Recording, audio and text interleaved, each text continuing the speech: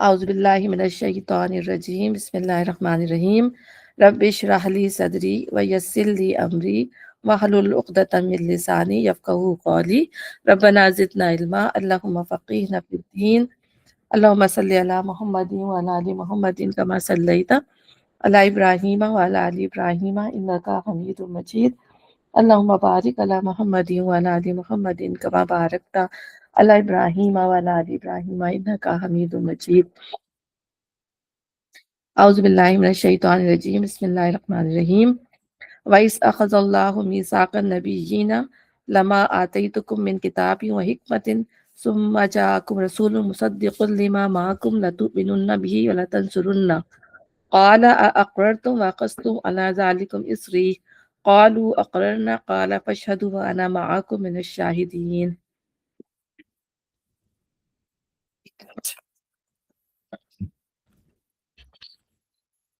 یاد کرو اللہ نے پیغمبروں سے عہد لیا تھا کہ آج ہم نے تمہیں کتاب اور حکمت و دانش سے نوازا ہے، کل اگر کوئی دوسرا رسول تمہارے پاس اسی تعلیم کی تصدیق کرتا ہوا آئے جو پہلے سے تمہارے پاس موجود ہے، تم کو اس پر ایمان لانا ہوگا اور اس کی مدد کرنی ہوگی۔ مطلب یہ کہ ہر پیغمبر سے اس امر کا عہد لیا جاتا رہا ہے، جو عہد پیغمبر سے لیا گیا ہو وہ لا محالہ اس کے پیرووں پر آپ سے آپ عائد ہو جاتا ہے۔ یعنی اگر پیغمبر نہیں بھی ہیں اور ان کے جو ماننے والے تھے ان پیغمبر کے، تو اگر کوئی دوسرا نبی آئے گا تو ان کو فالو کرنا ہوگا، ان کی پیروی کرنی ہوگی۔ یہ ارشاد فرما کے اللہ نے پوچھا کیا تم اس کا اقرار کرتے ہو اور اس پر میری طرف سے عہد کی بھاری ذمہ داری اٹھاتے ہو؟ تو انہوں نے کہا ہم اقرار کرتے ہیں۔ اللہ نے فرمایا اچھا تو گواہ رہو اور میں بھی تمہارے ساتھ گواہ ہوں۔ اس کے بعد جو اپنے عہد سے پھر جائے وہی فاسق ہے۔ یعنی اہل کتاب نے بھی یہ عہد لیا تھا اور اپنے اس عہد کو وہ نبی صلی اللہ علیہ وسلم کو نہ مان کر توڑ رہے تھے۔ اب کیا یہ لوگ اللہ کی اطاعت کا طریقہ دین اللہ کو چھوڑ کر کوئی اور طریقہ چاہتے ہیں؟ حالانکہ آسمان و زمین کی ساری چیزیں چاروں ناچار اللہ ہی کی تابع فرمان مسلم ہیں۔ یہ تمام کائنات اور کائنات کی ہر چیز کا دین تو یہی اسلام ہے۔ یعنی اللہ کی اطاعت و بندگی جو ہم نے کل پڑھا کہ پوری کائنات کا دین اسلام جو ہے۔ تو اب تم اس کائنات کے اندر رہتے ہوئے اسلام کو چھوڑ کر کون سا طریقہ زندگی تلاش کر رہے ہو، اور اسی کی سب کو پلٹنا ہے۔ اے نبی صلی اللہ علیہ وسلم کہو کہ ہم اللہ کو مانتے ہیں، اس تعلیم کو مانتے ہیں جو ہم پر نازل کی گئی ہے، ان تعلیمات کو بھی مانتے ہیں جو ابراہیم، اسماعیل، اسحاق، یعقوب اور اولاد یعقوب پر نازل ہوئیں، اور ان ہدایات پر بھی ایمان رکھتے ہیں جو موسیٰ اور عیسیٰ اور دوسرے پیغمبروں کو ان کی رب کی طرف سے دی گئیں، اور ہم ان کے درمیان فرق نہیں کرتے، اور ہم اللہ کے تابع فرمان مسلم ہیں۔ اس فرما برداری اسلام کے سوا جو شخص کوئی اور طریقہ اختیار کرنا چاہے اس کا وہ طریقہ ہرگز قبول نہ کیا جائے گا اور آخرت میں وہ ناکام و نامراد رہے گا۔ دیکھیں اللہ تعالیٰ نے پھر اب یہ مطلب ختم ہو رہی ہے نا یہ بات آئی اس سے ریلیٹڈ، اختلافات سے ریلیٹڈ، تو اب مسلمانوں کو یہ تعلیم دی جا رہی ہے اور نبی وسلم کو یہ تعلیم دی جا رہی ہے کہ ہمیں تمام نبیوں کو جو ہے بلا تفریق جو ہے وہ ماننا ہے، کسی میں بھی تفریق نہیں کرنی، ٹھیک ہے نا۔ اور دیکھیں ایک تو ہوتی ہے نا، لیکن یہ بات ہم یاد رکھیں کہ اللہ تعالیٰ نے ہم پر دوسرے نبیوں کی ایسی محبت نہیں رکھی ہے جتنی ہمیں اپنے نبی کی محبت ہے۔ یعنی ہمیں اپنے نبی کو کی جو محبت ہے اپنے ماں باپ سے زیادہ قربان، یعنی اللہ تعالیٰ نے کہا نا کہ اگر تم اپنے نبی سے سب سے بڑھ کر محبت نہیں کرو گے تو یہ ایمان کا تقاضا پورا نہیں ہوگا، ٹھیک ہے نا۔ تو ہم پہ دوسرے نبیوں کی ذمہ داری نہیں ہم پر ڈالی گئی، ان کی یہ ہے کہ ہمیں ان کو ماننا ہے، ان کی جو اللہ نے ان کو جو فضیلت دی تھی اس کو بھی ہم احترام کریں گے، اس کو مانیں گے، لیکن نبی پر ہمیں جس طرح اپنے نبی پر ایمان لانا ہے ہمیں اپنے نبی پر اسی طرح ایمان لانے کی ضرورت ہے۔ پھر دوسری بات یہ کہ دعوت دینا جو ہے کامن گراؤنڈ پر، یعنی یہاں پر جب ہم کسی سے بھی بات کریں گے، کسی بھی اہل کتاب سے بات کریں گے تو انہیں یہی کہیں گے کہ تم جس طرح تم اب نبیوں کو مانتے ہیں ہم بھی تمام نبیوں کو مانتے ہیں، ہم کسی بھی نبی میں جو ہے تفریق نہیں کرتے۔ تو یہاں پر اس کامن گراؤنڈ پہ بات ہوگی۔ اور پھر اس کے بعد جو ہے اب ہم یہ دیکھتے ہیں کہ اللہ تعالیٰ نے بار بار یہ ہدایت دینے کے بعد ہمارے اندر جو ہے وہ ہماری قوم کے اندر یعنی اسلام کی امت کے اندر یہ غلو پیدا ہو گیا، بالکل اسی طریقے سے غلو پیدا ہو گیا جس طرح کے پچھلی قوموں کے اندر غلو پیدا ہو گیا تھا کہ وہ اپنے نبی کے علاوہ جو ہے وہ کسی کو سننے کے لیے تیار نہیں تھی، اپنے نبیوں کو بھی انہوں نے اللہ کا بیٹا اور اللہ کے برابر جو ہے اللہ تک کہتے ہیں کہ اللہ تعالیٰ ان میں حلول کر گیا، یعنی عیسیٰ علیہ السلام کے اندر اللہ حلول کر گیا یا عزیر علیہ السلام کے اندر اللہ حلول کر گیا، تو بیسیکلی وہ اللہ ہے، نعوذ باللہ۔ تو ہم لوگ ہم کیا غلو کرتے ہیں کہ ہم اللہ تعالیٰ نے تو ہمارے نبی صلی اللہ علیہ وسلم کو فضیلت دی ہے. فضیلت کن معنوں میں دی ہے؟ جیسے ہم خود فرماتے ہیں کہ اللہ تعالیٰ نے جو ہے مجھے پورے جہاں کے لیے جو ہے نبی بنا کے بھیجا، مجھے آخری نبی بنایا. یعنی جیسے نبی صلی اللہ علیہ وسلم نے مثال دی تھی کہ جیسے کسی نے ایک عمارت تعمیر کی ہو، اس تعمیر کے اندر ایک اینٹ رہ گئی ہو، ٹھیک ہے نا، اس کو کمپلیٹ کرنے کے لیے، اور جو وہ آخری اینٹ جو ہے وہ میں ہوں. ٹھیک ہے نا. تو اسی طریقے سے فضیلت اللہ نے کیا دی ہے کہ پورے ان کو جو پوری زمین جو ہے وہ ان کے لیے وہ بنا دی گئی ہے، مسجد بنا دی گئی ہے. کیا آپ جہاں بھی نماز پڑھیں گے آپ پڑھ سکتے ہیں. وہاں پر پہلے کیا تھا، جیسے یہود نصارہ کے اندر کہ وہ مسجد میں جا کے نماز پڑھتے تھے، یا جگہ جہاں پہ انہوں نے قبلہ ٹھہرائے ہوئے تھے وہیں نماز پڑھ سکتے تھے، ہر جگہ نماز نہیں پڑھ سکتے تھے. اور اس کے علاوہ بھی اور پھر یہ کہ ان کے لیے جو ہے مال غنیمت جو ہے حلال کر دیا گیا ہے، یعنی مسلمانوں کے لیے. پچھلی قوموں میں جو ہے مال غنیمت جو تھا وہ حلال نہیں تھا. ٹھیک ہے نا. تو یہ اس طرح کی مختلف چیزیں جو ہیں اس میں اور بھی فضلتیں ہیں جو مجھے ابھی اتنی ڈیٹیل میں یاد نہیں، لیکن میں نے آپ کو بتا رہی ہوں کہ ہمارے نبی کو اس لحاظ سے فضلت دی گئی ہے. اور اسی طرح دوسرے نبیوں کو بھی کسی اور طریقے سے فضلت دی گئی تھی. جیسے ہم نے پڑھا کہ عیسیٰ علیہ السلام کو تو وہ پوری زندگی ان کی معجزت تھی، ان کی موت ان کی معجزت تھی. پوری جو زندگی کو ہم ان کو اگر دیکھا جائے تو ان کی پوری زندگی ہمیں معجزہ نظر آتی ہے. اسی طرح موسیٰ السلام سے اللہ تعالیٰ، یعنی نبی صلی اللہ علیہ وسلم کو وہی تو جبرائیل علیہ السلام لے کے آتے تھے، لیکن وہاں وہی کون کر رہا ہوتا تھا موسیٰ علیہ السلام سے؟ اللہ تعالیٰ خود وہی دے رہے ہوتے تھے. تورات اللہ تعالیٰ نے جب ان کو دیے تو اللہ تعالیٰ نے خود موسیٰ علیہ السلام سے بات کی ہے. تو اللہ تعالیٰ جب ہم نے تیسرا پارہ شروع کیا، ہم نے دیکھا نا کہ اللہ نے فرمایا کہ ہم نے ہر نبی کو دوسرے سے بڑھ کر فضیلت دی. تو یہ نہیں کر سکتا کہ یہ نبی بڑا ہے یا یہ نبی بڑا ہے. ہاں، ہمارے نبی کو اس لحاظ سے فضیلت ہے کہ ہمارے نبی جو ہے وہ آخری نبی بنا کے بھیجے گئے ہیں، اور وہ تمام نبیوں پر جو ہے وہ گواہ کے حیثیت سے کھڑے کیے جائیں گے. اور ہماری امت بھی جو ہے وہ گواہ کی حیثیت سے تمام انبیاؤں کی گواہی شہادت دے گی، اس لحاظ سے کہ اب قرآن کے اندر جو ہے قرآن جو ہے یہ کرائٹیریا ہے، کسوٹی ہے. اس نے سب کچھ کھول کر بتا دیا کہ پچھلی کتابیں ان میں چینجز آ گئی تھیں، ان کی باتوں کو جو غلط تھی ان کو بھی اس کتاب نے جو ہے وہ کھول کر بیان کر دیا ہے. اور قرآن کا ایک نام محیمن ہے. محیمن کا مطلب ہوتا ہے نگہبانی کرنے والی، نگہبان. تو ان کتابوں کی بھی نگہبان ہے کہ اس میں جو سچائی تھی اس کو سچا ثابت کیا، اور جو غلط چیزیں تھی اس کو الگ کر کے رکھ دیا. تو میں تعبیر یہ بتائی تھی کہ ہم لوگ نے یا ہماری جو امت علیہ السلام کی، انہوں نے کیا گلو کیا، انہوں نے کہہ دیا کہ جو ہے اسلم جو ہے وہ نور کے بنے ہوئے ہیں. ٹھیک ہے نا. حالانکہ نبی صلی اللہ علیہ وسلم جو تھے وہ انسان تھے. تو اکثریت کا عقیدہ یہ ہے کہ وہ یہ کہتے ہیں کہ نبی صلی اللہ علیہ وسلم جو ہے وہ نور تھے، ان کا سایہ نہیں تھا، یا اس طرح کی باتیں کرتے ہیں وہ نا. حالانکہ دیکھیں جو بھی انسان ہے جو کھاتا پیتا ہے، بیوی بچے رکھتا ہے، وہ نور کیسے ہو سکتا ہے؟ نور تو اللہ کی مخلوق ہے، یعنی فرشتے ہیں. پھر دوسرا غلو کیا ہے، وہ یہ کہتے ہیں کہ ہمارے نبی جو ہے شفاعت کریں گے اور ساری امت کے ایک ایک فرد کو جو ہے جہنم سے نکال دیں گے. اور ابھی ہم نے شفاعت کے بارے میں کتنا پڑھا ہے کہ شفاعت جو ہے وہ اللہ کے حکم کے بغیر ہو ہی نہیں سکتی، چاہے وہ کتنا ہی، ایون کہ میں نے آپ کو بتایا کہ جبرائیل اللہ کے یہاں کتنے امین ہیں، کتنے مقرب ہیں، ان کی بھی بات نہیں سنی جائے گی، کسی نبی کی بات نہیں سنی جائے گی. تو پھر یہ اس طرح سے ہمارے اندر جو عقیدہ بنا دیا گیا ہے کہ نبی صلی اللہ علیہ وسلم پوری امت کو جب تک نکال نہیں لیں گے سکون سے نہیں بیٹھیں گے. کتنی غلط بات ہے. جس نے غلط کیا ہے وہ اپنے غلط کیے کا بدلہ پائے گا. کتنا ٹھیک ہے نا. جس نے کفر کیا، اپنے مسلمان ہوتے ہوئے بھی لوگ شرک کرتے ہیں، مسلمان ہوتے بھی لوگ کفر کے زمرے میں آ جاتے ہیں، مسلمان ہوتے ہوئے بھی لوگ جو ہے ظلم کرتے ہیں، فسق کرتے ہیں، کیا کچھ نہیں کر رہے ہوتے. تو یہ جو ہے یہ کرائٹیریا نہیں ہے. ہاں، اللہ تعالیٰ کہ جس نے پروانہ حاصل کر لیا ہو، یعنی سفارش اسی کی ہو سکے گی جس نے دنیا میں کچھ کیا ہوگا. ٹھیک ہے نا. دنیا سے کچھ لے کے گیا ہوگا. تو جب دنیا سے کچھ لے کے ہی نہیں گیا تو پھر وہ اس کی سفارش کس طرح سے کی جا سکتی ہے؟ تو سفارش کا حقدار کے بھی حقدار وہ ہوں گے جن کو اللہ پسند کرے گا، چاہے وہ انبیاء میں سے ہوں، چاہے وہ فرشتوں میں سے ہوں. ٹھیک ہے نا. اور چاہے وہ دوسرے مطلب عام لوگ ہوں. تو جس کو اللہ تعالیٰ عزت بخشنا چاہے گا، اللہ تعالیٰ جو ہے اس کو سفارش کے لیے کھڑا کرے گا، اور اس شخص کے حق میں سفارش کے لیے کھڑا کرے گا جس کے حق میں اللہ سفارش سننا پسند کرے گا. ٹھیک ہے. رہے گناہگار لوگ یا ایسے لوگ جن کو ہم آج سمجھتے ہیں کہ ہمارے نبی صلی اللہ علیہ وسلم ان کو سب کو جہنم سے نکال دیں گے، تو یہ بات جو ہے نا صحیح نہیں ہے. یہاں اللہ تعالیٰ نے شفاعت کی جو ہے وہ بالکل نفی کر دی، اس معنی میں کہ کوئی اپنی مرضی سے شفاعت کر سکے گا. پھر ایک اور بات ہمارے یہاں پھیلی ہوتی ہے کہ آدم علیہ السلام نے جو ہے آسمان پر محمد صلی اللہ علیہ وسلم کا نام دیکھا تھا. جب ان سے غلطی ہوئی تو انہوں نے اللہ تعالیٰ سے محمد صلی اللہ علیہ وسلم کے نام کے واسطے سے جو دعا کی تھی. اکثر آپ کو اگر جنہوں نے میلاد کی محفلیں اٹینڈ کی ہوں تو اس میں بڑے زور و شور سے یہ چیز جو ہے پڑھی جاتی ہے کہ جو ہے وہ حضرت آدم علیہ السلام اتنا روئے کہ سمندر بن گئے، اور پھر انہوں نے جو ہے عرش پہ دیکھا کہ محمد صلی اللہ علیہ وسلم کا نام لکھا تھا اور انہوں نے اس نام سے دعا کی تو اللہ تعالیٰ نے ان کو معاف کر دیا. تو اس طرح غلط باتیں جو ہے ہمارے جو دین کے اندر جو ہے وہ در آئی ہیں، اور لوگ اس پہ تحقیق بھی نہیں کرتے، کیونکہ نہ اتنا پڑھتے ہیں نہ سمجھتے ہیں، تو پھر اس کو اسی طرح سے جو ہے لوگ مان لیتے ہیں. ٹھیک ہے نا. تو غلو یہی ہوتا ہے کہ حد سے زیادہ جو ہے اس کو پہنچا دینا. اور بعض لوگ تو اللہ تعالیٰ تک پہنچا دیتے ہیں کہ اللہ تعالیٰ نے اپنا نور بنایا اور اس نور کے 2 ٹکڑے کیے، اور ایک جو ہے محمد صلی اللہ علیہ وسلم کی شکل میں اللہ نے زمین پہ اتار دیے. اس طرح کی باتیں کرتے ہیں. تو میں آپ کو یہ بتا رہی ہوں کہ یہ لوگوں کی اپنی باتیں ہیں جو ہم بچپن سے ہم نے سنی ہے اور لوگ کہتے ہیں، لیکن یہ کہ اللہ تعالیٰ نے اب لوگوں کو کافی اویئرنیس دی ہے. جب سے لوگ اچھی باتیں سننے لگے ہیں، لوگ درس کی محفلوں میں جانے لگے ہیں، قرآن کو پڑھنا شروع کیا ہے، تو بہت لوگوں میں اس معاملے کے اندر جو ہے وہ اویئرنیس آئی ہے. پھر تیسرا پھر اور غلو کیا کرتے ہیں کہ جو کبھی آپ عمرے کے لیے جائیں تو میں نے اکثر لوگوں سے کہتے ہوئے سنا ہے کہ ہم تو پہلے مدینے جائیں گے.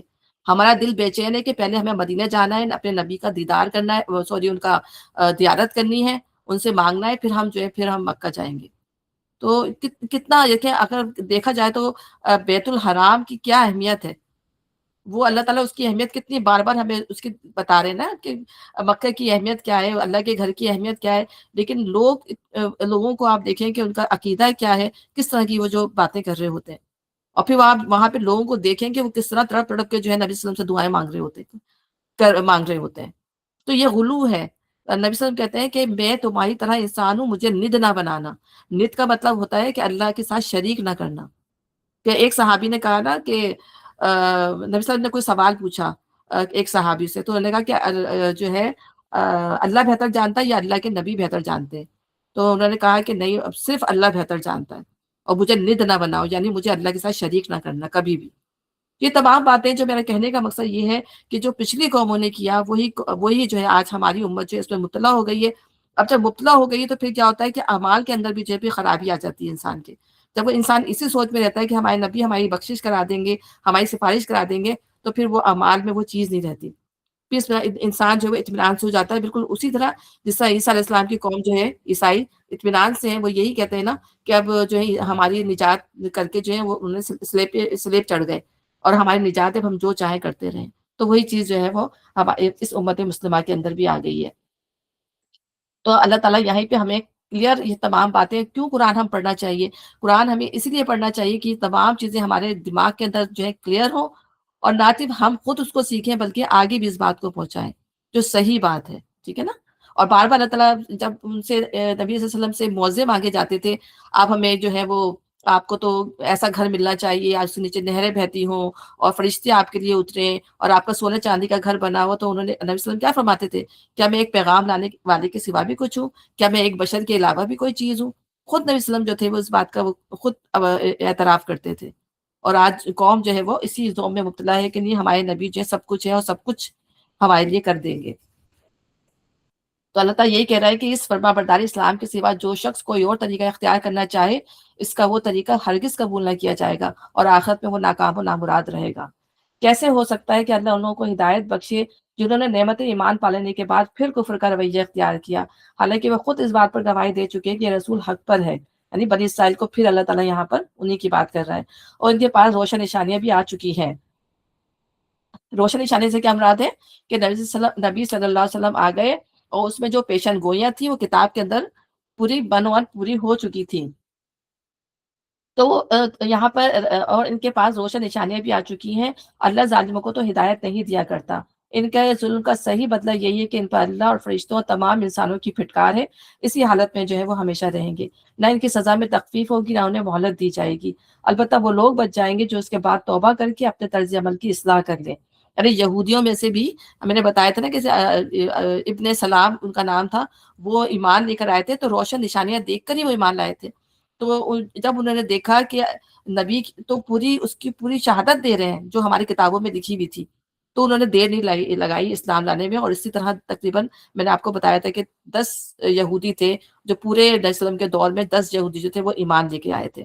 تو کس طرح کیوں ایمان لائے وہ؟ اس لیے کہ ان کو وہ واضح نشانیاں اور جو پیشن گوئیاں بتائی گئی تھی ان کی بک میں، انہوں نے اسی کو دیکھ کے جو ہے نبی صلی اللہ علیہ وسلم کے اوپر جو ہے وہ ایمان لائے. نہ ان کی سزا، پھر اسی حالت میں وہ ہمیشہ رہیں گے، نہ ان کی سزا میں تخفیف ہوگی، نہ انہیں مہلت دی جائے گی۔ البتہ وہ لوگ بچ جائیں گے جو اس کے بعد توبہ کر کے اپنے طرز عمل کی اصلاح کر لیں۔ اللہ بخشنے والا اور رحم فرمانے والا ہے۔ مگر جن لوگوں نے ایمان لانے کے بعد کفر اختیار کیا، پھر اپنے کفر میں بڑھتے چلے گئے، تو ان کی توبہ بھی قبول نہ ہوگی۔ ایسے لوگ تو پکے گمراہ ہیں۔ یقین رکھو جن لوگوں نے کفر کا رویہ اختیار کیا اور کفر کی حالت میں جان دے دی، ان میں سے کوئی اگر اپنے آپ کو سزا سے بچانے کے لیے روئے زمین بھر کر بھی سونا فدیہ میں دے دے تو اسے قبول نہیں کیا جائے گا۔ ایسے لوگوں کے لیے جو ہے دردناک سزا ہے، اور وہ کوئی مددگار نہ پائیں گے، یعنی کیونکہ وہ بھی تو مسلمان ہی تھے نا، لیکن مسلمان تھے، ان کو چاہیے تھا کہ اس کو کنٹینیو کرتے ان چیزوں کو، اور نبی صلی اللہ علیہ وسلم کو مانتے، لیکن انہوں نے جو ہے وہ اسی ان کو مان کر مزید جو ہے اپنے کفر کا جو ہے وہ اقرار کیا کہ ہم جو ہے اپنے اوپر، یعنی انہوں نے وہ لیبل لگا دیا کفر کا کہ ہمیں نبی کو نہیں ماننا، ٹھیک ہے نا۔ اللہ کو تو مانتے تھے ظاہر، لیکن نبی پہ ایمان لانا جو تھا وہ ضروری تھا۔ پھر حدیث میں آتا ہے کہ اللہ تعالیٰ قیامت والے دن ایک جہنمی سے کہے گا کہ اگر تیرے پاس دنیا بھر کا سامان ہو تو کیا تو اس عذاب نار کے بدلے سے دینا پسند کرے گا؟ وہ کہے گا ہاں۔ اللہ تعالیٰ فرمائے گا میں نے دنیا میں تجھ سے اس سے کہیں زیادہ آسان بات کا مطالبہ کیا تھا کہ میرے ساتھ شرک نہ کرنا، مگر تو شرک سے باز نہیں آیا۔ اس سے معلوم ہوا کہ کافر کے لیے جہنم کا دائمی عذاب ہے۔ اس نے اگر دنیا میں کچھ کام بھی کیے ہوں گے تو کفر کی وجہ سے وہ بھی ضائع کیے جائیں گے۔ جیسے کہ حدیث میں ہے کہ عبداللہ بن جدعان کی بابت پوچھا گیا کہ وہ مہمان نواز، غریب پرور تھا، غلاموں کو آزاد کرنے والا تھا، کہ کیا اس کے یہ اعمال اسے نفع دیں گے؟ تو نبی صلی اللہ علیہ وسلم نے فرمایا نہیں، کیونکہ اس نے ایک دن بھی اپنے رب سے اپنے گناہوں کی معافی نہیں مانگی، یعنی ایمان نہیں لایا۔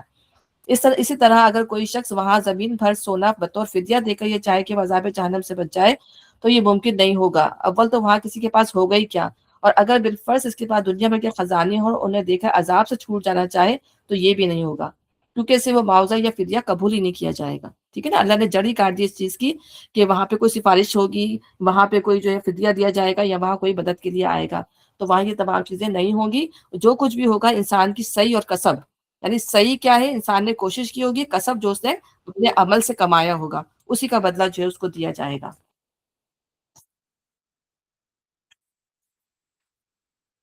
اب یہاں سے فورتھ پارا شروع ہوتا ہے، لن تنالوا البر حتی تنفقوا مما تحبون۔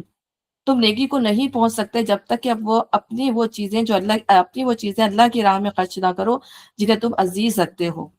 اور ہم ابھی پیچھے آیت بر پڑھ کے گئے نا، آیت بر کیا تھی کہ نیکی یہ نہیں ہے کہ تم اپنے منہ جو ہے مشرق و مغرب کی طرف پھیر لو، بلکہ نیکی کیا ہے؟ اللہ پر ایمان لانا، رسولوں پہ ایمان لانا، ماں باپ کی جو ہے فرما برداری کرنا، ٹھیک ہے نا۔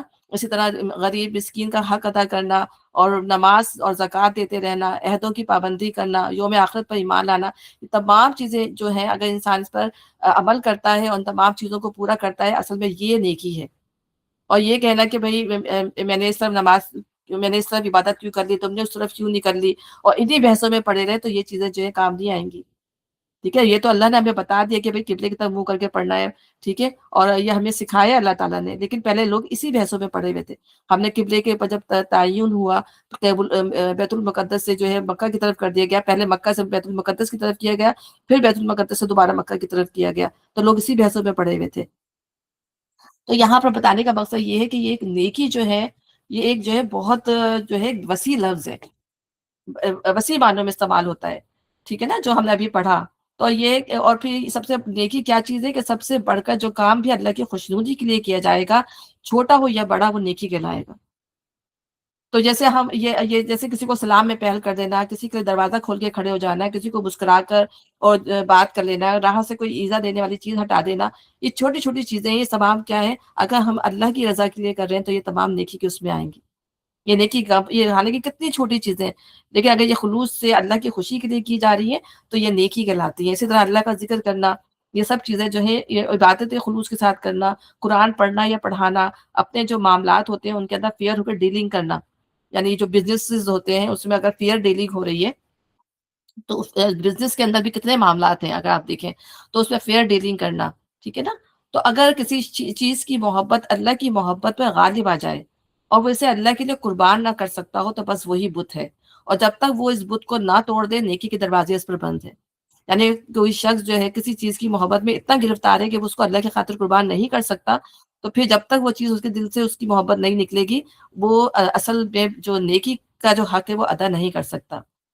پھر اسی طرح ہمیں جو ہے اپنی جان، مال، ہنر، اپنی صحت، اپنا علم، اپنا وقت جو ہے وہ اللہ تعالیٰ کے لیے بھی لگانا چاہیے. دنیا کے لیے بھی ہم کرتے ہیں کتنے، کیونکہ دنیا میں اگر ہم یہ نہیں کریں گے یہ چیزیں تو ظاہر ہے انسان کھائے گا کمائے گا کہاں سے، ٹھیک ہے نا، وہ یہ بھی ضروری ہے. لیکن یہ کہ اگر اس میں انسان یہ نیت کر لے، کیونکہ کمانا بھی نیکی ہے، کہ ایک مرد جو ہے اپنے بچوں کے لیے کماتا ہے، اپنے گھر والوں کے لیے کماتا ہے، تو یہ نیکی نہیں کمائے گا تو کہاں سے آئے گا. تو اگر انسان یہ نیت کر لے اللہ تعالیٰ یہ تو نے مطلب یہ ذمہ داری تو نے مجھ پر ڈالی ہے، مجھے کرنا ہے، چاہے وہ عورت بھی جاب کر رہی ہو، کیا ان کی ذمہ داریاں ہیں، کس طرح انہیں پوری کرنا ہے، وہ اپنے وقت اور حالات کو دیکھ کے جو بھی کام کر رہا ہے، لیکن اس میں اگر اس کی نیت اچھی ہے، ٹھیک ہے نا، وہ اللہ کے حقوق و فرائض کو ادا کر رہا ہے، تو یہ اصل میں جو ہے وہ نیکی ہے. تو اب یہ نہیں کہ انسان صرف دنیا میں بھی محو ہو جائے، دنیا کے یہی اپنے آپ کو لگا دے اور پھر دین کے لیے جو ہے وہ ٹائم نہ نکال سکے، تو یہ پھر اصل میں نیکی نہیں ہے. انسان کو اللہ کے لیے بھی وقت نکالنا ہے تمام چیزوں کے لیے. پھر ہمیں دوسری چیز کیا بتائے گی کہ اپنی وہ چیزیں اللہ کی راہ میں خرچ نہ کرو جنہیں تم عزیز سکتے ہو. نہیں، وہی میں نے آپ کو بتایا کہ جب تک اس چیز کی محبت نہیں ختم ہوگی وہ چیز آپ نیکی کے درجے پہ جو ہے وہ پہنچ نہیں سکتے. پھر ہمیں مختلف جو ہے صحابہ کرام کا پتہ ہے کہ جیسے ابو بکر ہیں، جنگ کا موقع آیا تبو کا تو انہوں نے پورا مال دے دیا، حضرت عمر نے اپنا آدھا مال لیا ہے، اور عبد الرحمن بھی عوف تھے، ان کے پاس تو پیسہ بہت تھا، اور وہ دیتے بھی بے دریغ تھے اتنے زیادہ. حضرت عثمان، تو یہ سب جو تھے جب بھی موقع آتا تھا تو وہ بے تحاشا جو ہے وہ اللہ کی راہ میں جو ہے وہ دیکھتے بھی نہیں تھے کہ ہمارے پاس بچے گا کہ نہیں، وہ اللہ کی راہ میں دینے کے لیے جو ہے وہ تیار ہو جاتے تھے. ٹھیک ہے. پھر اسی طرح سے جو یہاں پر ظاہر بنی اسرائیل کا تذکرہ چل رہا ہے، تو وہ سمجھتے تھے کہ ہمارے پاس جو ہے بیت المقدس کی تبلیت ہے، ٹھیک ہے نا، تو ہم بہت اللہ کے چہیتے ہیں. تو اللہ تعالیٰ یہاں پہ یہی بتا رہا ہے کہ صرف بیت اللہ کسی جگہ کی تبلیت سے، کسی عہدے سے، کسی منصب سے جو انسان نیکی کی مشن کو نہیں پہنچ سکتا. اس طرح قریش کے لوگ تھے، انہوں نے مکہ کی تبلیت جو ہے وہ لی ہوئی تھی. تو اللہ تعالیٰ آگے اللہ تعالیٰ فرمائیں گے کیا تم نے جو ہے مکے کو سنبھالنا اور وہاں کے لوگ حاجیوں کو پانی پلانے کو جو ہے اتنا عظیم سمجھ لیا ہے، اس سے زیادہ عظیم سمجھ لیا ہے کہ جو اللہ پر ایمان لایا اور آخرت پر ایمان لایا، اس نے اللہ کے لیے اپنے آپ کو کھپا دیا. تو تم اس سے زیادہ مطلب تم ایمان بھی نہیں لا رہے ہو، اور صرف حاجیوں کو پانی پلانا تمہارے لیے اتنا معتبر ہو گیا کہ تم نے اب ان کو حقارت سے دیکھنا شروع کر دیا، مسلمانوں کو جو اللہ کے راستے میں جو ہے اپنی جان اور مال کھپا رہے ہیں. ٹھیک ہے نا. تو یہ کوئی منصب جب تک کہ انسان جو ہے وہ اللہ کی خوشنودی کے لیے وہ کام نہ کرے. پھر انسان کو یہ بھی نہیں ہونا چاہیے کہ انسان وہ سمجھے کہ ہم نے بس کچھ نیکیاں کر لی ہیں، بس ہماری پورا دن میں ہم نے 5 نمازیں پڑھ لی یا ہم نے قرآن پڑھ لیا، بس ہم نے یہ کر لیا، اب ہمارے اوپر کوئی ذمہ داری نہیں ہے، اب ہم کچھ کریں نہ کریں بس اللہ تعالیٰ ہمیں بخش دے گا. ٹھیک ہے نا. تو نیکی جو ہے زندگی کے ہر معاملے میں ہوگی. ہمارے کتنے لوگوں سے معاملات ہوتے ہیں، کتنے معاملات سے ہمیں ایسا بھی پیش آتا ہے کہ ہمارے منہ سے کوئی غلط لفظ نکل گیا، کسی کی بات نے ہمیں ہرٹ کر دیا، یا ہماری بات کو کوئی دوسرا ہرٹ ہو گیا، تو ہمیں جو ہے آپس میں درگزر سے زندگی گزارنی ہے. ایک دوسرے سے معافی مانگ لے بندہ، ٹھیک ہے نا، اور درگزر کر لے. تمام چیزیں اگر ایک معاشرے کے اندر جو ہے کر دی جائیں تو معاشرے سے جو ہے یہ بہت مطلب ایک جنت آپ کہہ لیں کہ والا جو ہے بن جائے، یا مدینے والی ریاست بن جائے. جو اللہ تعالیٰ خود فرماتا ہے نا قرآن میں کہ تمہارے دل ایک دوسرے سے ٹوٹے ہوئے تھے، تمہارے دل جوڑے کس نے؟ اللہ تعالیٰ نے. تم آگ کے کنارے کھڑے تھے اور اللہ تعالیٰ نے تمہارے دل جو ہے وہ جوڑے ہیں.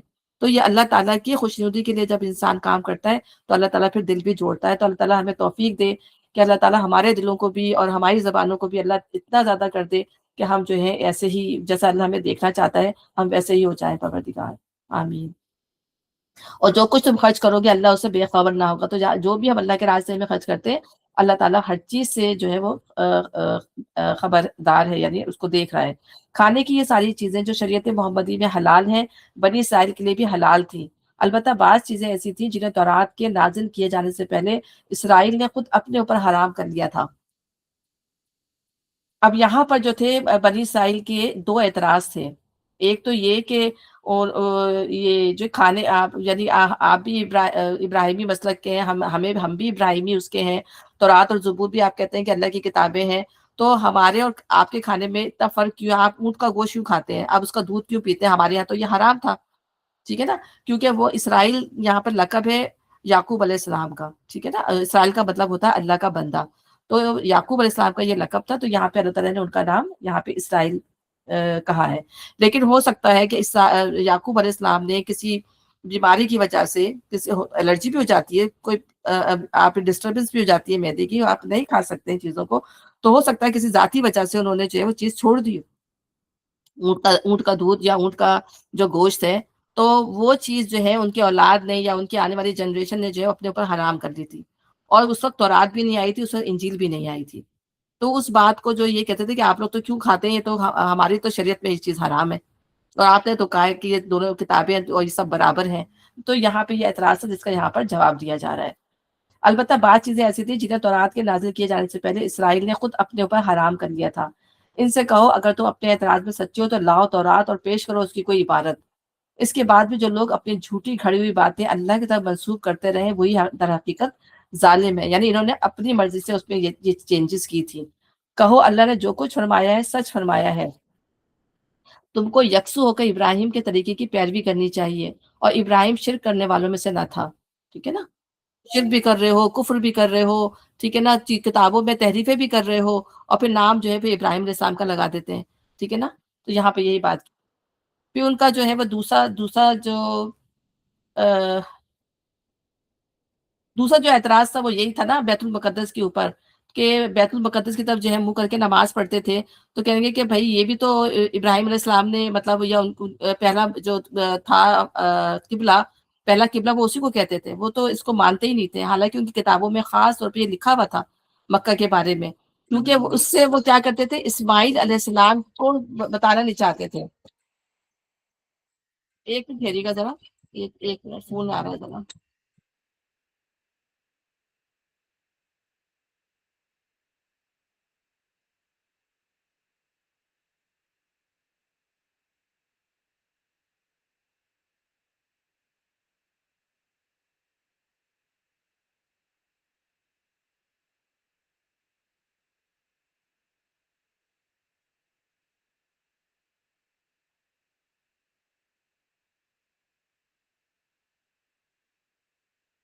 جی السلام علیکم، کوئی بتا سکتے کون سی آیت میں ہم ابھی؟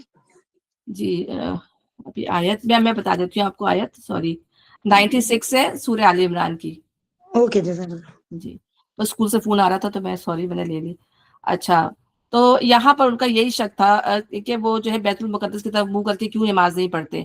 ٹھیک ہے، تو پھر یہاں پر اللہ تعالیٰ اسی طرح مکہ کا جو ہے وہ اہمیت اور امپورٹنس یہاں پہ بتا رہے ہیں، ابراہیم علیہ السلام کی امپورٹنس بتا کے، کہ بے شک سب سے پہلے عبادت گاہ جو انسانوں کے لیے تعمیر ہوئی وہ وہی ہے جو مکہ میں ہے، اس کو خیر و برکت دی گئی تھی اور تمام جہاں والوں کے لیے برکت سے ہدایت بنایا گیا تھا۔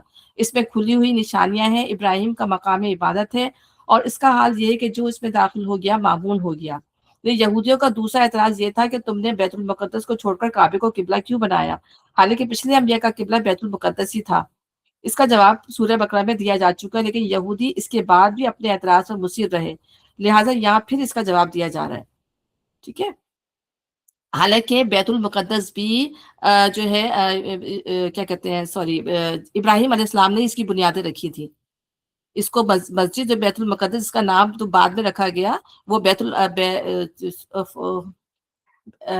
مسجد الاقصی کہلاتی ہے نا وہ، مسجد الاقصی کے اندر ہی پھر بیت المقدس ہے، اس کے احاطہ ہی ہے پورا، آپ سمجھ لیں اس مسجد کے ساتھ ساتھ جو حضرت سلیمان علیہ السلام نے بنائی تھی، لیکن اس کی بنیادیں جو مسجد جو بنائی گئی تھی وہ ابراہیم علیہ السلام نے یہاں پر بنائی تھی، اور کہتے فلسطین کے اندر، اور مکے میں اللہ کے حکم سے، جی دونوں اللہ کے حکم سے بنی تھی، کیونکہ ظاہر ہے کہ ابراہیم علیہ السلام تو رہتے ہی جو تھے فلسطین کے اندر تھے۔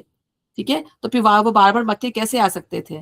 تو انہوں نے اپنی اولاد کو یعنی اسماعیل علیہ السلام کو وہاں بسایا تھا، ان کی جنریشن پھر وہاں سے چلی تھی، اور باقی جو ان کی اولاد تھی اسحاق علیہ السلام کی، وہ فلسطین سے چلی تھی، تو اس کی ابتدا جو ہے وہیں سے ہوئی تھی، اور وہ بھی اللہ کے حکم سے ہی انہوں نے وہاں پر بنائی تھی۔ ٹھیک ہے نا، تو وہ اب ظاہر سی بات ہے کہ جو وہ وہاں پر ان کا قبلہ ٹھہرایا وہ تو ظاہر پورے انبیاء فلسطین کے اندر شام کے اندر آئے، تو وہ اس وقت تک وہ چلتا رہا، اور حضرت اسماعیل کی جنریشن میں جو تھی وہ مکہ چلتا رہا، لیکن وہ ظاہر ابراہیم علیہ السلام نے اس کو تعمیر کیا تھا، تو اللہ تعالیٰ نے اس کی امپورٹنس اسی طرح رکھی، اور پھر بعد میں جب نبی صلی اللہ علیہ وسلم کو بھیجا گیا تو اللہ تعالیٰ نے اس کو پھر دوبارہ سے جو ہے اس کو قبلہ جو ہے اس کو مطلب مسلمانوں کا قبلہ بنا دیا گیا۔ تو یہاں پر ان کا اسی اعتراض کا یہاں پر جواب دیا جا رہا ہے، اور اللہ تعالیٰ کہہ رہا ہے کہ اس کو خیر و برکت دیا۔ آپ دیکھیں اس میں خیر کتنی خیر پھوٹتی ہے، انسان چاہتا ہے کتنا مطمئن ہوتا ہے وہاں جا کے، اور ہر شخص جو ہے اپنا کوئی نہ کوئی تجربہ بیان کرتا ہے نا، کہتا ہے بھائی میں تو بیمار تھا تو میں صحیح ہو گیا، میری ٹانگوں میں تکلیف ہوتی تھی تو مجھے کچھ محسوس ہی نہیں ہوا، ٹھیک ہے نا، مجھے یہ ہوتا تھا تو مجھے یہ وہاں جا کے محسوس نہیں ہوا. تو کتنی خیر و برکت ہے. آپ جاتے ہیں، آپ سوچ اتنا چلنا ہوتا ہے، اتنا چلنا ہوتا ہے، لیکن وہ پتہ نہیں چلتا انسان کو کہ انسان کس طریقے سے جو ہے وہاں پر عمرہ بھی کر لیتا ہے اور حج بھی کر لیتا ہے. یہ اللہ کی مہربانی ہے، اللہ کا کرم ہے. اور دوسری بات یہ کہ وہاں پہ پھلوں کے رزق اللہ تعالیٰ نے کتنے دیے. ایک بے آب و گیا وادی تھی وہاں، دنیا زمانے کے آپ دیکھیں کوئی چیز ایسی نہیں ہے جو وہاں پر نہ ملتی ہو. پھر اسی طریقے سے آپ لوگوں کا ہجوم دیکھیں، کتنا لوگوں کا، لاکھوں کی تعداد میں لوگ جو ہے وہاں جمع ہوتے ہیں. اتنی خیر و برکت ہے کہ وہاں وہ ایک لمحے کے لیے وہ جگہ جو ہے وہ خالی نہیں ہوتی. پھر آپ وہاں دیکھیں کہ اس کی خانہ کعبہ کے اندر جو ہے وہ حجر اسود جو ہے وہ جنت کا پتھر ہے. یہ اس کے بارے میں یہ کہا جاتا ہے کہ یہ جو پتھر تھا، یہ جب حضرت ابراہیم علیہ السلام جو ہے اس کی بنیادیں بنا رہے تھے، تو یہ ایک پتھر جو تھا اس کے اندر جو ہے اسی کمی رہ گئی تھی خانہ کعبہ کو بنانے میں نا. تو انہوں نے حضرت اسماعیل کو بھیجا، جو میں نے پڑھا ہے جو آتھینٹک اس کے اندر نا. تو حضرت اسماعیل ڈھونڈ رہے، ان کو وہ پتھر اس میں فکس کرنے کے لیے وہ پتھر نہیں ملا اسی طرح کا جس سے وہ بنا رہے تھے. تو جب وہ واپس آتے ہیں ڈھونڈ کے تو دیکھتے ہیں کہ وہ پتھر جو ہے وہاں پہ نصب کر دیا گیا، یعنی وہ پتھر آسمان سے آیا تھا اور پھر اس کو وہاں پر لگا دیا گیا. تو اس کو اللہ کا ہاتھ بھی کہتے ہیں، اس کو اللہ کا دانا ہاتھ بھی کہتے ہیں. پھر جب اس کا طواف کرتے ہیں تو آپ دیکھیں وہیں سے شروع کرتے ہیں، اس سے اس کو استسلام کر کے وہاں سے. تو اس کی بھی دیکھیں کتنی زیادہ امپورٹنٹ ہے. اس کو حجر اسود یہاں پہ یہ پتھر جو کعبے کی تعمیر کی نشاندہی کی گئی تھی وہاں پر لگایا گیا. اور پھر وہاں پہ حضرت ابراہیم علیہ السلام کا مقام عبادت ہے، جہاں پر کھڑے ہو کر جو ہے انہوں نے جو ہے وہ گھر بنایا تھا. اور پھر اللہ تعالیٰ کا گھر بنایا تھا، اور وہاں پہ ان کا قدموں کے نشان ہے، جہاں پر جب کمپلیٹ جو ہو جاتا ہے آپ کا طواف تو پھر وہاں پر 2 نفل جو ہے اسی کے سامنے جو ہے مقام ابراہیم پر پڑھے جاتے ہیں شکرانے کے. تو یہ اللہ تعالیٰ نے اس کی کتنی زیادہ جو ہے یہاں پر امپورٹنس رکھی ہے. پھر ہم یہ دیکھتے ہیں کہ ابرہہ نے بھی اس کو ڈھانے کی پوری کوشش کی. ابرہہ کون تھا؟ یمن کا بادشاہ تھا. وہ یہ اس کو بہت زیادہ حسد تھا کہ لوگ جو ہیں سارے جو ہیں وہیں کیوں چلے جاتے ہیں، یہاں کیوں نہیں آتے. تو اس نے اس سلسلے میں وہاں اس نے خود بھی ایک اپنے طور پہ کعبہ تعمیر کیا تھا، تو لوگ کوئی بھی نہیں آتا تھا. تو غصے میں جو ہے اس نے وہاں پر اس نے کہا کہ میں اس کعبے کو تباہ کر دوں گا. تو کس طریقے سے اللہ تعالیٰ نے اپنے کعبے کی، اپنے گھر کی جو حفاظت کی تھی کہ سارے لوگ، عرب کے سارے لوگ جو وہاں سے چھوڑ گئے تھے. انہوں نے کہا یہ اللہ کا گھر ہے، اللہ اس کی حفاظت کرے گا، ہم کچھ نہیں کر سکتے. تو سارے لوگ چھوڑ کر وہاں سے چلے گئے، اور اللہ تعالیٰ سب نے دیکھا اپنی آنکھوں سے کہ اللہ تعالیٰ نے جو ہے اس پوری ابرہہ کی قوم کا جو ہے وہ کیا حال کیا تھا، ان کے ہاتھیوں کا کیا حال کیا تھا، جو سورہ فیل کے اندر پڑھتے ہیں کہ کھایا اور بھس کر دیا اللہ تعالیٰ نے ان کو. تو اتنی اللہ تعالیٰ نے اس کے اندر جو ہے مکے کی جو امپورٹنس ہے وہ کتنی زیادہ ہے. اور اس کا حال یہ کہ جو اس میں داخل ہو گیا معمون ہو گیا. یعنی جاہلیت کے تاریخ دور میں بھی اس گھر کا احترام یہ تھا کہ خون کے پیاسے دشمن ایک دوسرے کو وہاں دیکھتے تھے اور ایک دوسرے پر ہاتھ ڈالنے کی ضرورت نہیں ہوتی تھی. لوگوں پر اللہ کا یہ حق ہے کہ جو اس گھر تک پہنچنے کی استطاعت رکھتا ہے وہ اس کا حج کرے. اور جو کوئی اس حکم کی پیروی سے انکار کرے تو اسے معلوم ہو جانا چاہیے کہ اللہ تعالیٰ تمام دنیا والوں سے بے نیاز ہے. تو یہ اللہ کا حکم ہے. حج جو ہے وہ فرض ہے ہر اس شخص کا جو عاقل و بالغ ہو، اپنے اندر جو ہے جسم کے اندر اس کی استطاعت ہو، ٹھیک ہے، اور زیادہ راہ اس کے پاس ہو، اور وہ جو ہے استطاعت ہو، جسم یعنی عاقل و بالغ ہو، صحت مند ہو، اس کے پاس زیادہ راہ ہو، تو اس کے اوپر جو ہے یہ فرض ہے. اللہ تعالیٰ ہم سب کو توفیق دے کہ اللہ تعالیٰ کے گھر کا جو ہے ہمیں اتنی ہمت دے، استطاعت دے کہ اللہ تعالیٰ اس کے گھر، اللہ کے گھر کا جو ہے وہ حج کر سکے. کہو اہل کتاب تم کیوں اللہ کی باتیں ماننے سے انکار کرتے ہو؟ جو حرکتیں تم کر رہے ہو اللہ سب کچھ دیکھ رہا ہے. کہو اہل کتاب یہ تمہاری کیا رویش ہے کہ جو اللہ کی بات مانتا ہے اسے بھی تم اللہ کے راستے سے روکتے ہو اور چاہتے ہو کہ وہ ٹیڑھی راہ چلے، حالانکہ تم خود اس کے راست رو ہونے پر گواہ ہو. تمہاری حرکتوں سے اللہ غافل نہیں. یعنی ایک تو یہ کہ خود بھی ایمان نہیں لا رہے تھے، دوسرے یہ کہ مسلمانوں کو بھی جو ہے مختلف طریقوں سے کہیں نہ کوئی ان کو ایسی مطلب باتیں ڈالتے تھے دماغ میں تاکہ ان کے دلوں میں جو ہے وہ شک پیدا ہو جائے. یعنی کہتے تھے نا کہ صبح ایمان لاؤ اور شام کو انکار کر دو تاکہ لوگوں کے دل میں جو ہے وہ شک پیدا ہو جائے. اور مختلف قسم کے سوال ایسے پوچھتے تھے نبی صلی اللہ علیہ وسلم سے کہ تاکہ نبی صلی اللہ علیہ وسلم جو ہے وہ جواب نہ دے سکیں. لیکن اللہ تعالیٰ نے ان کو ہر جگہ شکست دی. تو اے لوگوں جو ایمان لائے، اگر تم نے ان اہل کتاب میں سے ایک گروہ کی بات مانی تو یہ تمہیں ایمان سے پھر کفر کی طرف پھیر لے جائیں گے.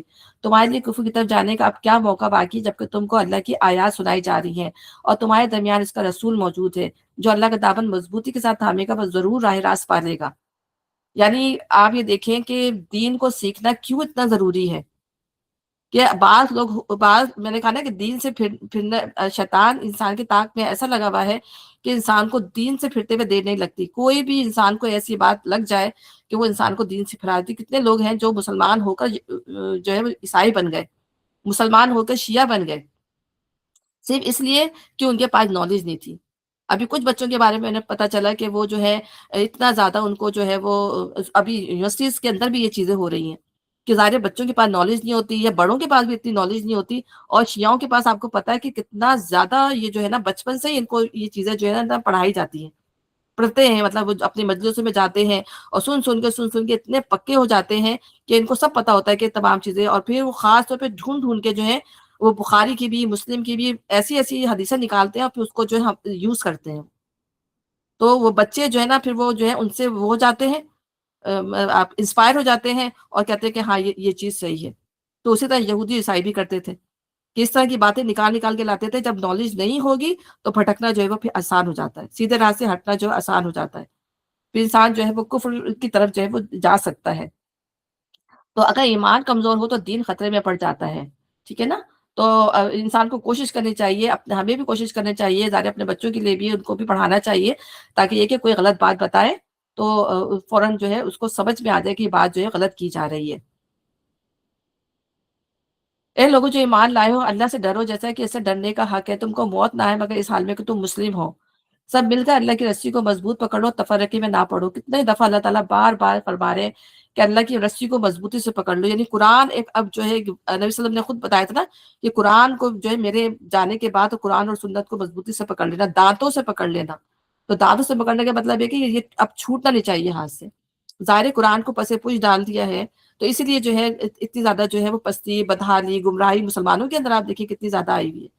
ہم آج دنیا میں جتنا زیادہ قرآن پڑھا جا رہا ہے میرے خیال سے کبھی اتنا پڑھا نہیں جاتا ہوگا، لیکن قرآن ایسی بک ہے جو دنیا میں سب سے زیادہ پڑھی جانے والی بک ہے اور سب سے زیادہ بغیر سمجھ کے پڑھی جانے والی بک ہے. اگر آپ دیکھیں تو کسی نے بڑی اچھی یہ بات لکھی تھی، مجھے بڑی پسند آئی تھی کہ دنیا میں سب سے زیادہ پڑھی جانے والی بک اور سب سے زیادہ بغیر سمجھ کے پڑھی جانے والی بک ہے. پڑھتے ہیں اور اس کو اٹھا کے رکھ دیتے ہیں، 3 3 4 4 10 10 قرآن ختم کر لیتے ہیں لیکن کچھ نہیں پتا کہ اس قرآن کے اندر کیا ہے. کچھ لوگ ہیں جن کو سمجھ ہے وہ آتے ہیں سنتے ہیں، لیکن اکثریت کا ابھی بھی یہی حال ہے کہ بس ہمارے لیے بس قرآن کی تلاوت کرنا، قرآن کو پڑھنا ہمارے لیے یہی کافی ہے. ہمیں اس سے ثواب مل جائے گا، برکت مل جائے گی اور اس سے چاہے ہمیں کچھ حاصل ہو یا نہ ہو، ہمیں ہمارے عمل پہ، ہمارے اخلاق پہ، ہماری کسی چیز پہ اثر پڑے نہ پڑے، بس اس کی ان کو پرواہ نہیں ہوتی. تو یہاں پہ یہی اللہ تعالیٰ فرما رہے ہیں کہ اللہ سے ڈرو اور جیسا کہ اسے ڈرنے کا حق ہے اور تم کو موت نہ آئے مگر اس حال میں کہ تم مسلم. اور اس طرح جو ہے حضرت یوسف علیہ السلام کی دعا ہے نا کہ فاطر السماوات والارض انت ولی فی الدنیا والآخرہ توفنی مسلما والحقنی بالصالحین، کہ انہوں نے بھی کہا تھا کہ اللہ تعالیٰ سے کہ تو زمین و آسمان کو پیدا کرنے والے تو مجھے جو ہے مسلمان مارنا اور صالحین میں شامل کرنا. تو ہمیں بھی، ہماری بھی اللہ تعالیٰ سے یہی دعا ہونی چاہیے کہ اللہ تعالیٰ ہماری موت جب بھی آئے تو اللہ تعالیٰ تیری فرما برداری میں آئے، تیری اطاعت میں آئے، ٹھیک ہے نا. اللہ سے دعا کرنا چاہیے پاکی کی حالت میں آئے اللہ تعالیٰ، اور ہم جو ہے تیری نافرمانی نہ کر رہے ہیں اس وقت، معاف کرے اللہ تعالیٰ. پھر یہ کہ انسان جو ہے اللہ تعالیٰ کہنا کہ جیسے کہ اللہ سے ڈرنے کا حق ہے تو ہم کیا کرتے ہیں، لوگوں سے ڈرتے ہیں ہر بات کہ بھئی یہ اس کو برا لگ جائے گا، یہ کیا سمجھے گا، اور ہم نے ایسا کر لیا، ہم نے ایسا کھا لیا، ہم نے ایسا پہن لیا، ہم نے ایسا اوڑھ لیا تو لوگ کیا کہیں گے، ٹھیک ہے نا. لوگوں کی پرواہ زیادہ ہوتی ہے لیکن اللہ تعالیٰ کی جو ہے وہ انسان اللہ کی ڈر کو جو پس پوچھ ڈال دیتا ہے. تو اللہ سے ہمیں اپنے تمام معاملات کو کرتے ہوئے ہمیں اللہ کا ڈر رکھنا چاہیے نہ کہ لوگوں کا. یعنی مسلمان کے معاملے میں اللہ نے خود فرمایا ہے کہ وہ کسی بھی ملامت کرنے والے کی ملامت سے نہیں ڈرتے. یعنی وہ صرف جب جو انسان اللہ سے ڈرنے لگتا ہے تو پھر وہ کسی ملامت کرنے والے کی ملامت سے نہیں ڈرتا، کہ اب اسے کسی کا خوف نہیں ہوتا کہ کوئی مجھے کیا کہے گا، کہ جو ہے میرے اوپر کیا کہے گا یا میرے جو بھی معاملات اس میں کیا کہے گا، پھر وہ اللہ سے ڈرتا ہے. ٹھیک ہے نا. تو سب مل کر اللہ کی رسی کو موضوع پکڑ لو، تفرقے میں نہ پڑھو. تفرقے میں پڑھنے کا مقصد یہی کہ انسان شخصیت پرستی میں نہ پڑھے. بعض دفعہ لوگ جو ہیں اپنے آرگنائزیشنز کے تھرو، اپنے یا درس کی جو مجالس ہوتی ہیں اس میں جو ان کے درس دینے والے جو اسکالرز ہوتے ہیں وہ اتنے ان کے زیادہ محبوب ہو جاتے ہیں کہ اس کے علاوہ پھر ان کو کسی اور کی بات پسند نہیں آ رہی ہوتی. نہیں، ہمارے استاذہ نے یا ہمارے اسکالر نے یا انہوں نے جو بھی بتا دیا وہی صحیح ہے. حالانکہ سب سے بڑی بات کس کی صحیح ہے؟ اللہ کی صحیح ہے. تو چاہے وہ ہمارے امام جن کو امام کہا جاتا ہے، امام شافعی، امام ابو حنیفہ، انہوں نے بھی یہی کہا تھا کہ بھئی اگر ہماری بات بھی اگر کوئی غلط لگے تو اس کو جو ہے دیوار سے اٹھا کے پھینک دینا، اگر یہ قرآن کی سے ٹکراتی ہوئی ہماری بات بھی. تو انہوں نے یہ نہیں کہا تھا کہ ہماری جو ہے بالکل ایسے پیروی کرنا. آپ دیکھیں کہ جو فرقے بن گئے ہیں تو وہ ایک فرقہ دوسرے فرقے کی کسی بات کو نہیں, یہ تو حنفی میں یہی ہے, ہم اسی کو فالو کریں گے. وہ کہتے ہیں شافعی میں وہی ہے تو ہم اسی کو فالو کریں گے. حالانکہ اصل دین کیا ہے؟ اصل دین جو ہے اللہ اور رسول کا جو ہے وہ یہ ہے کہ قرآن کو پڑھیں, حدیثوں کو پڑھیں, اس کو سمجھیں. یہ نہیں کہ شخصیت, یہ پھر اگر انسان کسی ایک کو ماننے لگ جاتا ہے تو پھر یہ شخصیت پرستی شروع ہو جاتی ہے کہ اس کی بات جو ہے وہ حتمی ہو گئی ہے. اب کوئی بھی صحیح بات بتا رہا ہوگا پھر کسی کی صحیح بات جو ہے پھر انسان کو سمجھ میں نہیں آتی. تو یہ بھی غلو ہو جاتا ہے شخصیت پرستی کے اندر بھی. تو اللہ تعالیٰ یہی کہہ رہا ہے کہ تفرقے میں نہ پڑھو. اللہ کے اس احسان کو یاد کرو جو اس نے تم پر کیا. تم ایک دوسرے کے دشمن تھے, اس نے تمہارے دل جوڑ دیا, اس کے فضل و کرم سے تم بھائی بھائی بن گئے. تم آگ سے بھرے ہوئے ایک گھڑے کے کنارے کھڑے تھے, اس اللہ نے تم کو اس سے بچا لیا. اس طرح اللہ اپنی نشانیاں تمہارے سامنے روشن کرتا ہے, شاید کہ ان علامتوں سے تمہیں اپنی فلاح کا سیدھا راستہ نظر آ جائے. یعنی اگر تم آنکھیں رکھتے ہو تو ان علامتوں کو دیکھ کر خود اندازہ کر سکتے ہو کہ آیا تمہاری فلاح اس دین کو مضبوط تھامنے میں ہے, جیسے چھوڑ کر پھر اسی حالت کی طرف لٹ جانے میں جس کے اندر تم مبتلا تھے. اللہ نے احسان کیا, کفر سے اللہ تعالیٰ نے تم کو مسلمان بنایا. ٹھیک ہے نا. اب مسلمان ہونے کا تقاضا یہی ہے کہ جو اللہ نے ہمیں بیان کر دیا, جو رسول صلی اللہ علیہ وسلم کی سنت تھی, اس کو ہمیں فالو کرنا ہے. اور اسی طرح ہم یہ دیکھتے ہیں کہ اللہ تعالیٰ نے جب ان میں جو الفت ڈالی تو اس میں قبائلی اور نسلی نفرتیں جو ہے ختم ہو گئی, اور پھر دوسری قوموں کو جو ہے ان سے خطرہ محسوس ہونے لگا مسلمانوں سے اس زمانے میں. اور ہم یہ بھی دیکھتے ہیں کہ اوس اور خزرج جو تھے, وہ یہ تو مدینے کی بات ہوئی نا, اس میں اوس اور خزرج جو تھے وہ انصار کے دو قبیلے تھے. تو آپس میں وہ بہت لڑتے رہتے تھے, صدیوں سے ان کے اندر جو تھا نا وہ لڑائی جو تھی نا, بس خون ریزی چلتی رہتی تھی. تو اللہ تعالیٰ نے ایسی الفت ڈالی کہ وہ اوس اور خزرج کے جو دونوں قبیلے تھے وہ بھائی بھائی بن گئے. اتنی محبت ہو گئی, آپس سے مل کے بیٹھتے تھے. تو یہ بات جو تھی وہ یہودیوں کو ایک آنکھ نہیں پھاتی تھی, بنی اسرائیل کو. تو وہ کوشش کرتے تھے کسی طرح ان کے اندر جو ہے وہ دوری پیدا ہو جائے. تو وہ ایک دفعہ ایسا ہی ہوا کہ وہ بیٹھے ہوئے تھے, آپس میں بیٹھ کے باتیں کر رہے تھے, جیسے قبیلوں میں مل کے بیٹھ جاتے ہیں. تو ایک جو ہے کوئی یہودی گزرا, اس نے جو ہے پرانے اشعار پڑھنا شروع کر دیے جنگ کے, جو جب یہ ایک دوسرے کو جنگ کرتے تھے اس طرح کے اس نے جو پرانی جو بات کر دی. تو کیا ہوا کہ ان کے اندر پھر وہ آہستہ آہستہ نا ایک دوسرے کو برا بھلا کہنے لگے, اور پھر وہ اس وقت وہاں پہ جو ہے اتنی زبردست قسم کی جو ہے وہ لڑائی ہونے لگی اور تلواریں نکل آئیں. تو پھر لوگوں نے جا کے جو ہے نبی کو بتایا کہ یہاں پہ وہ جو ہے نا وہ دوبارہ سے جو ہے وہ ان کے اندر جو ہے تفرقے پیدا شروع ہو گئے ہیں. اور جو دیکھیں نا یہ یہودی کس طرح سے آگ لگاتے تھے, یا منافقین کس طرح سے آگ لگاتے تھے. پھر نبی صلی اللہ علیہ وسلم نے آ کے جو ہے پھر ان کو پھر ایک پوری تقریر کی, ان کو درس دیا, ان کو سمجھایا, تو پھر وہ جو ہے کام ڈاؤن ہو کے بیٹھے. تو یہاں پہ اللہ تعالیٰ اسی موقع پہ یہ آیتیں نازل ہوئی تھی کہ اللہ تعالیٰ نے کس طرح تم کو تمہارے دلوں کو جوڑا, تمہیں جو ہے ان جو جہالت کی تاریکی سے نکالا, تم پھر اسی حرکتوں میں واپس آ رہے ہو. تو اسی لیے مل کر جو ہے وہ دین کے کام کرنے چاہیے, کیونکہ اگر جو انسان مل کر دین کے کام کرتا ہے, باہمی مشورہ کرتا ہے, تو پھر کیا ہوتا ہے کہ شیطان جو ہے پھر اس میں دخل اندازی نہیں کر پاتا. تو اللہ تعالیٰ یہ خود کہتا ہے نا, یونٹی پیدا کرو اپنے اندر. اپنے جب تک یونٹی نہیں ہوگی مسلمانوں میں, شیطان جو ہے اسی طرح وار کرتا رہے گا, اسی طرح تفرقے میں جو ہے وہ ڈالتا رہے گا. تمہیں کچھ لوگ تو ایسے ضرور رہنے چاہیے جو نیکی کی طرف بلائیں, بھلائی کا حکم دیں اور برائیوں سے روکتے رہیں. جو لوگ یہ کام کریں گے وہی فلاح پائیں گے. یعنی ہر بندہ جو ہے دین کی اس لیول پہ نہیں پہنچ پاتا. ٹھیک ہے نا, بہت ہر بندے کو اللہ تعالیٰ نے اتنی زیادہ نہیں دی ہوتی دین کی توفیق. سب جانتے ہیں, سمجھتے ہیں دین کو, لیکن جس طرح کوئی کسی چیز میں پرفیکٹ نہیں ہوتا. جیسے فرض کرے کوئی جو ہے کیمسٹری میں جو ہے پی ایچ ڈی ہے, ماسٹرز ہے, کوئی فزکس کے اندر ہے, کوئی اردو کے اندر ہے, کسی چیز کے اندر بھی ایک جو اسپیشلٹی ہوتی ہے. اس طرح دین کے اندر بھی جو ہے وہ لوگوں کی اسپیشلٹی ہوتی ہے. اسکالرز ہوتے ہیں, پڑھتے ہیں, سمجھتے ہیں دین کو. ٹھیک ہے نا. تو یہاں پہ بات کی جا رہی ہے کہ لوگ نکلیں جن کو یہ شعور ہے کہ وہ دین کو پڑھ سکتے ہیں, دین کو سمجھ سکتے ہیں. ٹھیک ہے, تو ان کو نکلنا چاہیے اور لوگوں میں اویئرنیس پیدا کرنی چاہیے. ٹھیک ہے, تو جو بھی اپنی جگہ پہ رہ کے جس کو جتنا بھی علم ہے, اور یہاں تک کہا گیا کہ ایک آیت کا علم بھی ہے تو وہ آگے بڑھا دے بندہ, تو لوگوں کے اندر جو ہے اویئرنیس. تو یہاں پر پورے لوگوں کو نہیں اللہ تعالیٰ نے اس پر برڈن ڈال دیا اس چیز کا. ان لوگوں کا جو صاحب فراست ہے, جو سمجھ سکتے ہیں کہ دین کو, ان کی بات کی جا رہی ہے. بھلائی کا حکم دیں اور برائیوں سے روکتے ہیں. لیکن آپ یہ دیکھیں کہ ایک سطح پر, ایک سطح جیسے ہم اپنے گھر کے اندر ہیں, اپنی فیملی کے اندر ہیں, اپنے رشتے داروں کے اندر ہیں, تو یہاں پر بھی ہماری ذمہ داری ہوتی ہے کہ پھر ہم یہاں اپنے ایریے کے اندر, اب اگر فرض کریں میں اپنے گھر میں رہ رہی ہوں تو میری ذمہ داری جو ہے وہ اپنے گھر کے اندر ہے پہلے, کہ اپنے گھر کو صحیح رکھوں.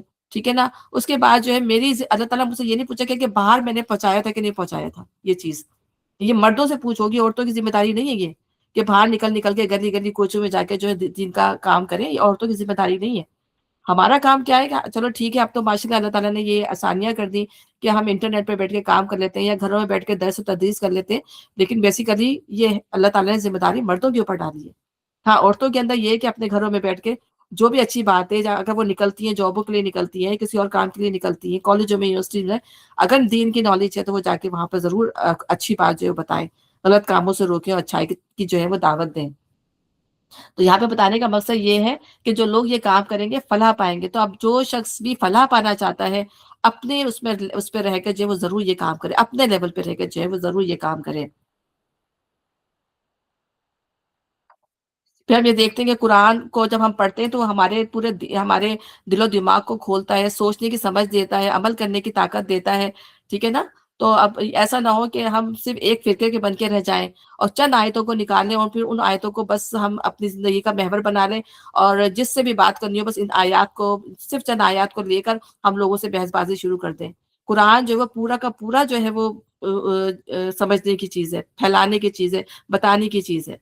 تو لوگ جو ہے قرآن کے مختلف حصوں کو لے کے صرف اسی کے اوپر جو ہے وہ تکیہ کر لیتے ہیں کہ بس یہ چیز جو ہے۔ آپ دیکھیں بعض لوگ جو ہوتے ہیں کچھ صورتیں پڑھ لیں گے، آپ نے دیکھا ہے کہ بچن صورتیں لیں اور کہا کہ بھئی یہ سورہ واقعہ یہ کرتی ہے، سورہ ملک یہ کرتی ہے، سورہ زمر یہ کرتی ہے، اور ہمارے نبی یہ پڑھتے تھے، بس ان صورتوں کو لے لیں گے، باقی پورے قرآن کو جو ہے وہ چھوڑ دیے۔ قرآن جو ہے وہ پورے پڑھنے کی چیزیں، پورا قرآن سفارش کرے گا انسان کی، اگر انسان نے اس کو سمجھ کے پڑھا ہوگا۔ تو قرآن کے ساتھ بھی جو ہے تفرقہ نہ کریں کہ ایک صورت کو آپ نے بہت پڑھ لیا اور دوسری صورت کو آپ نے بالکل کبھی اس کو ٹچ ہی نہیں کیا۔ تو آپ دیکھیں کہ ہم جب قرآن پڑھتے ہیں تو کوئی نہ کوئی کتنا خوبصورت موضوع کسی نہ کسی صورت میں کہیں نہ کہیں خوبصورت موضوع آ رہا ہوتا ہے، کوئی نہ کوئی خوبصورت چیز آ رہی ہوتی ہے جو ہمارے دل پر جو ہے اثر کرتی ہے۔ تو قرآن پورا پڑھنے کی چیز ہے۔ تو کہیں تم لوگوں کی طرح نہ ہو جانا جو فرقوں میں بڑھ گئے، کھلی کھلی واضح ہے ہدایت پانے کے بعد پھر اختلافات میں مبتلا ہو گئے۔ جنہوں نے یہ روش اختیار کی وہ اس روز سخت سزا پائیں گے، جبکہ کچھ لوگ سرخرو ہوں گے اور کچھ لوگوں کا منہ کالا ہوگا۔ جن کا منہ کالا ہوگا ان سے کہا جائے گا نعمت ایمان پانے کے بعد بھی تم نے کافرانہ رویہ اختیار کیا، اچھا تو اب اس کفار نعمت کے صلے میں عذاب کا مزہ چکھو۔ رہے وہ لوگ جن کے چہرے روشن ہوں گے تو ان کو اللہ کے دامت رحمت میں جگہ ملے گی اور ہمیشہ وہ اسی حالت میں رہیں گے۔ یہ اللہ کے ارشادات ہیں جو ہم تمہیں ٹھیک ٹھیک سنا رہے ہیں، کیونکہ اللہ دنیا والوں پر ظلم کرنے کا کوئی ارادہ نہیں رکھتا۔ ظاہر جبھی تو ہمیں ہدایت کی باتیں بتا رہا ہے اللہ تعالیٰ۔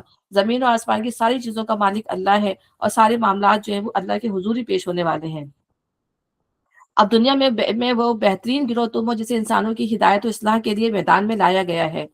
یہ وہی مضمون ہے جو سورہ بقرہ کی رکوع میں بیان ہو چکا ہے، اور نبی صلی اللہ علیہ وسلم کو ماننے والوں کو بتایا جا رہا ہے کہ دنیا کی امامت اور رہنمائی کے جس مذہب سے بنی اسرائیل اپنی نااہلی کے باعث معزول کیے جا چکے ہیں، اس پر اب تم معمور کیے گئے ہو، اس لیے کہ اخلاق و اعمال کے لحاظ سے اب تم دنیا میں سب سے بہتر انسانی گروہ بن گئے ہو، اور تم میں وہ صفات پیدا ہو گئی ہیں جو امامت عادلہ کے لیے ضروری ہیں، یعنی نیکی کو قائم کرنے اور بدی کو مٹانے کا جذبہ و عمل، اللہ وحدہ لا شریک کو اعتقاداً اور عملاً اپنا الہ اور رب تسلیم کرنا۔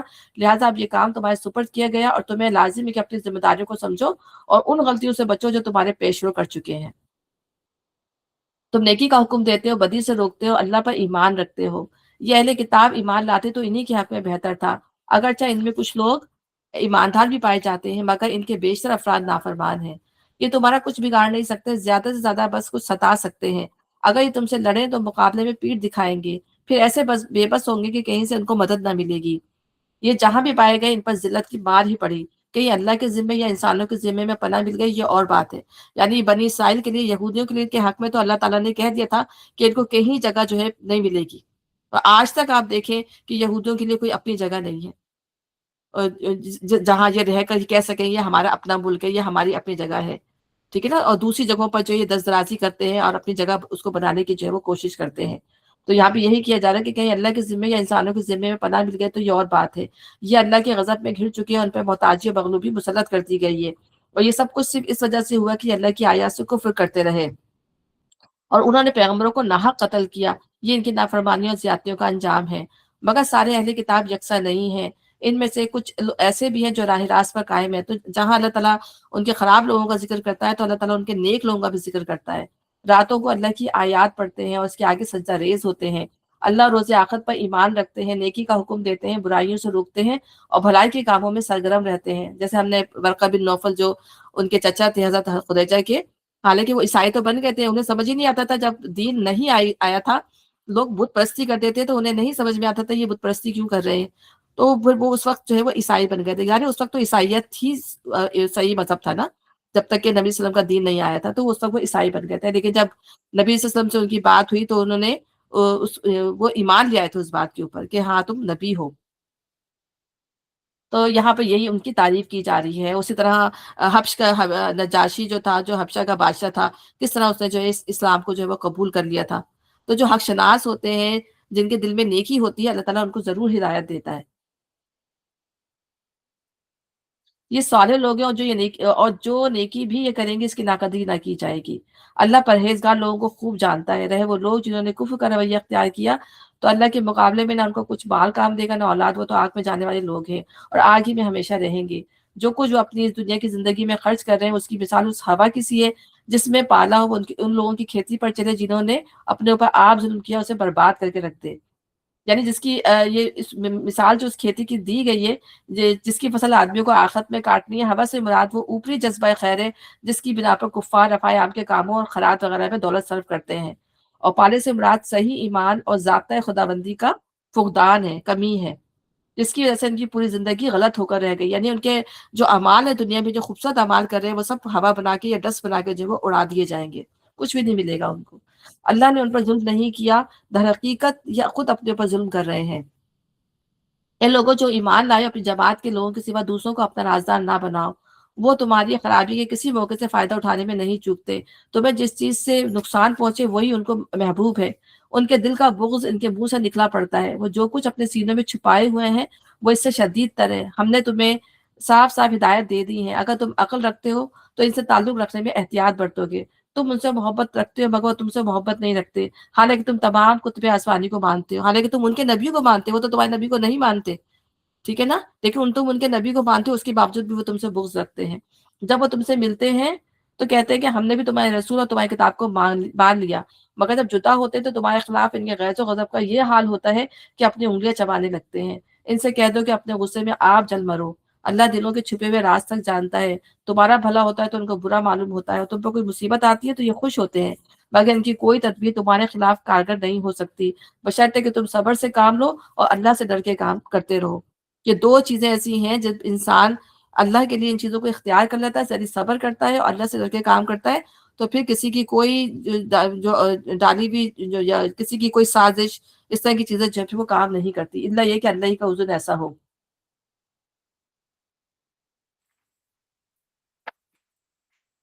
ٹھیک ہے, بس یہاں ہم یہیں پر ختم کرتے ہیں انشاءاللہ. کل جو ہم پڑھیں گے تو پھر اس میں جنگ احد کا ڈیٹیل میں پھر آئے گا انشاءاللہ تعالیٰ. پھر میں نے کہا تھا میں 1 گھنٹے کی کلاس لوں گی, ٹھیک ہے. تو آج ہم یہیں پہ کرتے ہیں انشاءاللہ. کل ہم جو ہے میں خاص 6-7 بجے کے درمیان ہی دوں گی, پھر میں ڈال دوں گی انشاءاللہ تعالیٰ, آپ کو بتا دوں گی, ٹھیک ہے. اللہ تعالیٰ ہم سے قبول فرمائے اور جو کچھ پڑھا اس پر عمل کرنے کی توفیق عطا فرمائے.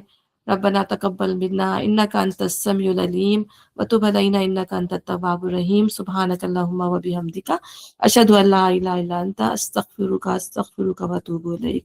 السلام علیکم ورحمۃ اللہ وبرکاتہ. وعلیکم السلام ورحمۃ اللہ.